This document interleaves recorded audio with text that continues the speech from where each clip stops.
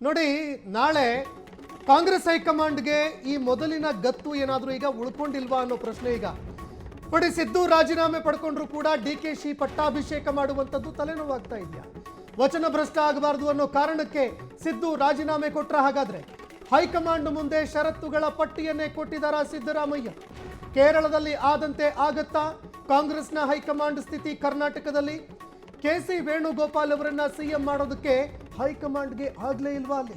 ಅದೇ ರೀತಿ ಕರ್ನಾಟಕದಲ್ಲೂ ಕೂಡ CM ಮಾಡೋದು ಹೈಕಮಾಂಡ್ಗೆ ಹರಸಾಹಸವ? DK CM ಆದ್ರೂ ಕೂಡ ಸಂಪುಟದಲ್ಲಿ ಅವರ ಪಟಾಲಂ ಎಷ್ಟಿರುತ್ತೆ ಅನ್ನುವಂಥದ್ದೇ ಪ್ರಶ್ನೆ.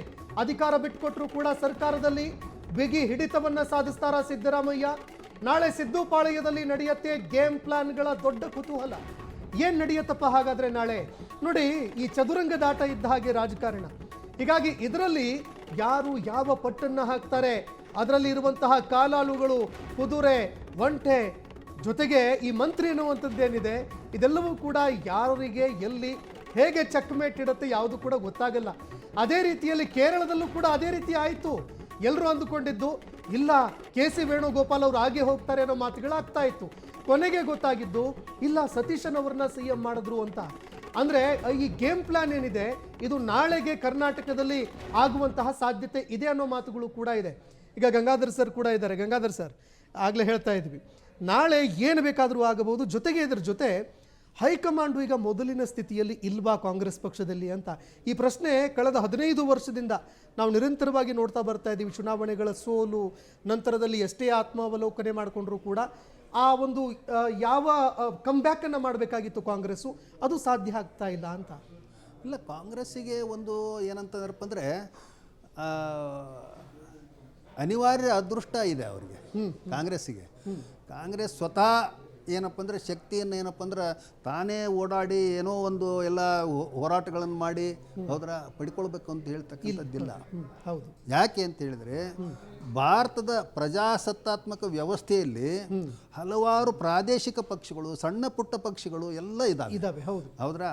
ಆಮೇಲೆ ಏನಂತಾರೆ, ಒಂದು ಇಲ್ಲಿ ಹಿಂದುತ್ವ ಮತ್ತು ಹಿಂದುತ್ವ ವಿರೋಧಿ ಹೌದಾ ಒಂದು ಧ್ರುವೀಕರಣ ಇದೆ, ಬಹಳ ದೊಡ್ಡ ಧ್ರುವೀಕರಣ.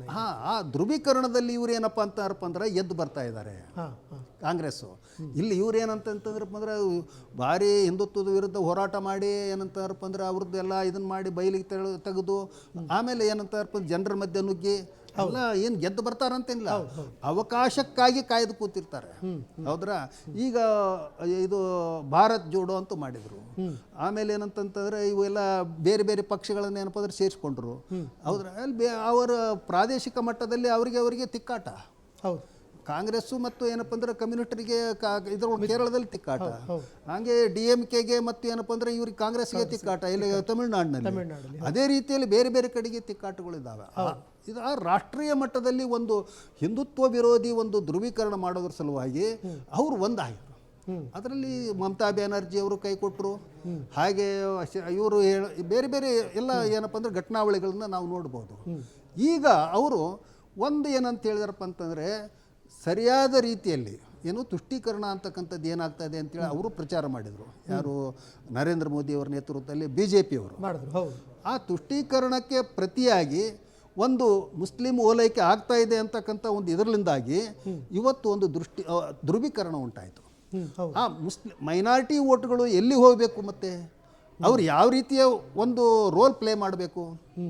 ಮೈನಾರಿಟಿ ಪೊಲಿಟಿಕ್ಸ್ ಇನ್ ಇಂಡಿಯಾ ಅಂತ ಹೇಳ್ತಕ್ಕಂಥದ್ದೇ ಒಂದು ಗ್ರಂಥ ಇದೆ. ಅದು ಯಾವಾಗ ಯಾವ ಸಂದರ್ಭದಲ್ಲಿ ಯಾವ್ಯಾವ ರೀತಿಯಲ್ಲಿ ಅವ್ರು ಏನಪ್ಪ ಅಂದ್ರೆ ರೋಲ್ ಪ್ಲೇ ಮಾಡಬೇಕು ಮಾಡ್ತಾ ಇದ್ದಾರೆ, ಮಾಡ್ತಾ ಬಂದಿದ್ದಾರೆ, ಅದರ ಇತಿಹಾಸನೇ ಇದೆ. ಹಾಗೆ ಅವರು ಕಾಂಗ್ರೆಸ್ಸಿಗೆ ಯಾವಾಗ ಸಪೋರ್ಟ್ ಮಾಡಬೇಕು, ಇಲ್ಲ ಸಮಾಜವಾದಿ ಪಕ್ಷಕ್ಕೆ ಪ್ರಾದೇಶಿಕ ಮಟ್ಟದಲ್ಲಿ ಯಾವಾಗ ಸಪೋರ್ಟ್ ಮಾಡಬೇಕು, ಹೌದ್ರ? ಆಮೇಲೆ ಆಂಧ್ರ ಪ್ರದೇಶದಲ್ಲಿ ಏನಪ್ಪ ಅಂದ್ರೆ ಯಾವಾಗ ಸಪೋರ್ಟ್ ಮಾಡಬೇಕು, ಯಾವಾಗ ಹಿಂದಕ್ಕೆ ತಗೊಳ್ಬೇಕು ಅಂತಕ್ಕಂಥದ್ದು. ಈಗ ಅಲ್ಲಿ ತಮಿಳುನಾಡಿನಲ್ಲಿ ನೋಡ್ಬೋದು ಈಗ ಯಾವ ರೀತಿಯಲ್ಲಿ ಅನಿರೀಕ್ಷಿತವಾಗಿ ವಿಜಯ್ ಅವರು ಬಂದಿದ್ದಾರೆ ಅಂತ ಹೇಳ್ತಾರೆ. ಅದು ಅನಿರೀಕ್ಷಿತ ಇಲ್ಲ, ಭಾಳ ಏನಪ್ಪ ಅಂದ್ರೆ ಸುವ್ಯವಸ್ಥಿತವಾಗಿ ಏನಪ್ಪ ಅಂದ್ರೆ ಮಾಡ್ಕೊತ ಬಂದಿರ್ತಾರೆ, ಕೆಲಸ ಮಾಡ್ತಾ ಬಂದ್ರು ಅವರು. ಅವ್ರ ಫಾದರ್ ಕಾಲದಿಂದನೂ ಅವ್ರ ಫಾದರ್ ರಾಜಕೀಯವಾಗಿ ಮಾಡಬೇಕಾದಾಗ ಅವರು ಆಕ್ಷೇಪಣೆ ಮಾಡಿದ್ರು ವಿಜಯ್ ಅವರು, ಅದಕ್ಕೆ ಕೇಸು ಹಾಕಿದ್ರು ಅವರು. ಹೌದಾ? ಆನಂತರ ಇವರು ಬೇರೆ ಬೇರೆ ರೀತಿಯಿಂದ ಏನಪ್ಪ ಅಂದ್ರೆ ತಮ್ಮ ಅಭಿಮಾನಿ ಸಂಘಗಳನ್ನ ಏನಪ್ಪ ಅಂದ್ರೆ ಮಾಡಿದ್ರು. ಅಲ್ಲಿ LTT ವರ್ಕ್ ಆಯಿತು, LTT ಕನೆಕ್ಷನ್ ಇದೆ ಅಲ್ಲಿ. ಹೌದ್ರಾ? ಹೇಗೆ ಈ ತೆಲುಗು ದೇಶಂ ಉದ್ಭವ ಆದಾಗ ಹೊಸ ಪಕ್ಷ ಏನೂ ಆಗಲ್ಲ NTR ಅಂತ ಹೇಳ್ತಾ ಇದ್ರು. ಹೌದು ಹೇಳ್ತಾರೆ. ಆದರೆ ಅಲ್ಲಿ ಏನಪ್ಪ ಅಂದ್ರೆ ನಕ್ಸಲಿಟ್ಸ್ ಏನಪ್ಪ ಅಂದ್ರೆ ಅವ್ರಿಗೆ ಸಪೋರ್ಟ್ ಮಾಡಿದರು. ನಕ್ಸಲ್ ಗ್ರೂಪ್ಗಳೇನಪ್ಪ ಅಂದರೆ ತೆಲುಗು ದೇಶಮನ್ನು ಏನಪ್ಪ ಅಂದ್ರೆ ರಾಜಕೀಯವಾಗಿ ಎತ್ತಿ ಹಿಡ್ಲಿಕ್ಕೆ ಏನಪ್ಪ ಅಂದ್ರೆ ಒಂದು ಕಾರಣೀಭೂತ ಆಯ್ತು ಅಂತಕ್ಕಂಥ ಒಂದು ಅಭಿಪ್ರಾಯ ಇದೆ, ವಿಶ್ಲೇಷಣೆನೂ ಇದೆ. ಹೌದು ಹೌದು. ಹಾಗೆ ಇಲ್ಲಿ ಇವತ್ತೇನಂತ ಅಂದ್ರೆ ಏನೇನಾಗ್ತಾ ಇದೆ ಇವತ್ತು ಕಾಂಗ್ರೆಸ್ನಲ್ಲಿ ಅಂತ ಹೇಳಿದ್ರಪ್ಪ ಅಂತಂದರೆ ಇವರದೇ ಆಗಿರ್ತಕ್ಕಂಥ ಒಂದು ಯೋಜನೆಗಳು ಇವತ್ತು ಫಲ ಕೊಡ್ತಾ ಇಲ್ಲ. ಹೌದು. ಇವ್ರು ರಾಜಕೀಯವಾಗಿ ಯಾವುದಾದ್ರೂ ಒಂದು ಕಡೆಗೆ ಬಂದು ಸೇರ್ಕೋಬೇಕಲ್ಲ, ಹಿಂದುತ್ವ ವಿರೋಧ, ಅದಕ್ಕಾಗಿ ಏನಪ್ಪ ಅಂದ್ರೆ ಬಂದಿಲ್ಲಿ ಒಂದು ಜಮಾವಣೆ ಆಗ್ತಾ ಇದೆ, ಇದನ್ನು ಸಪೋರ್ಟ್ ಮಾಡ್ತಾ ಇದ್ದಾರೆ ಅಂತಕ್ಕಂಥ ವಿಶ್ಲೇಷಣೆಗಳು ರಾಜಕೀಯದಲ್ಲಿದ್ದಾರೆ. ಹೌದು ಹೌದು.